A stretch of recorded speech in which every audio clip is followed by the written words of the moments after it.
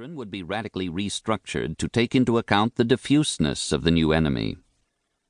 The administration's plan began to emerge on September 20th during President Bush's address at the U.S. Capitol. There, he issued an unambiguous ultimatum to the Taliban, who had sheltered bin Laden and his fighters in Afghanistan for nearly 5 years. Deliver to the United States authorities all the leaders of al-Qaeda who hide in your land. Release all foreign nationals, including American citizens, you have unjustly imprisoned. Protect foreign journalists, diplomats, and aid workers in your country. Close immediately and permanently every terrorist training camp in Afghanistan, and hand over every terrorist and every person in their support structure to appropriate authorities. Give the United States full access to terrorist training camps so we can make sure they are no longer operating. These demands are not open to negotiation or discussion. The Taliban must act, and act immediately. They will hand over the terrorists, or they will share in their fate. Other foreign governments were given a similar ultimatum, and the U.S. drew a line in the sand. Every nation in every region now has a decision to make. Either you are with us, or you are with the terrorists.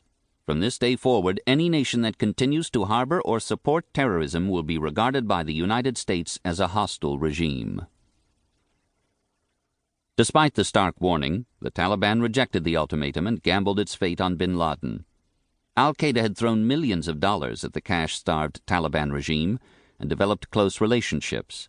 The bond of loyalty tied the fate of the Taliban and al-Qaeda together in a fundamentalist knot of radicalism.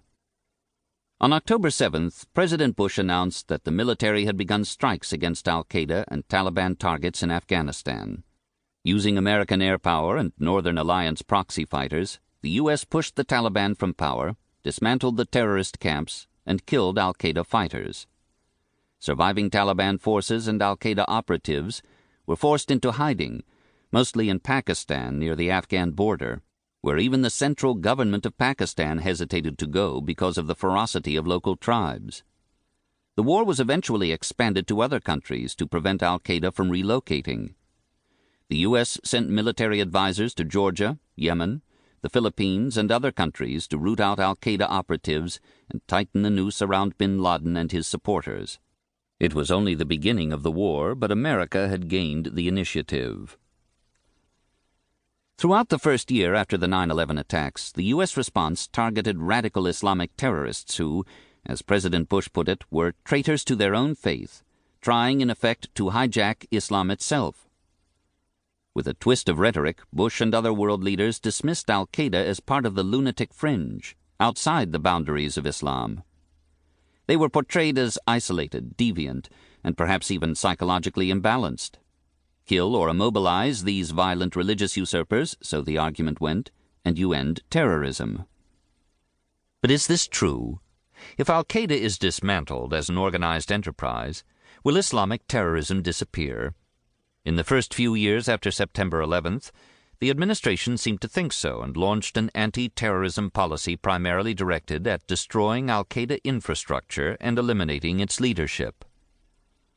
The U.S. clearly needs to stop imminent terrorist attacks by al-Qaeda operatives and wage military campaigns and law enforcement operations against those who support terrorism. But this alone will not win the war in the long run. Al-Qaeda fighters are not terrorists of convenience or mercenaries. They are deeply religious radicals who believe that fighting in the name of God is the only thing that will save them from the hellfire. If they die in the process, so much the better, since it assures them martyrdom and a special place in paradise. If they aren't killed, then it means their mission will have succeeded and the infidel Americans destroyed. Such an enemy cannot be eradicated through military operations and law enforcement dragnets alone, since there are always others to take the place of the fallen. The violent true believer can only be stopped if the ideas that nurture violence and terrorism are discredited. Convince those who would join the terrorists that the ideas of violence are not the ideas of Islam, and the flow of future recruits may slow to a manageable trickle. Given this scenario, it is important to understand al-Qaeda's beliefs and how these are related to the beliefs of other Muslims. While the U.S. would have a difficult time dictating how Muslims should think about their own religion, perhaps there are allies within the Muslim community capable of making the case.